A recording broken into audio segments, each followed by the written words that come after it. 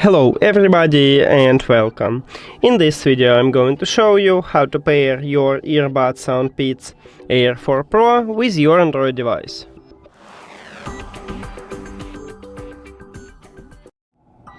You have to start by open settings and then go to connected devices. Now click pair new device and after that open the charging case.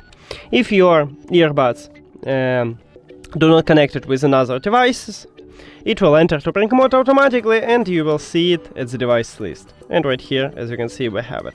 But also we can enter to bring mode manually. At the bottom of the charging case, we have connectional button right here. And you need to press and hold it. And as you can see, it starts blinking, so we enter to bring mode manually. Now we need to tap at the earbuds at the device list and then click pair. Yeah, and as you can see, we did it. That's it. Thank you for watching this video. If you found it helpful, please consider subscribing to the channel and leave the like on the video. See you later.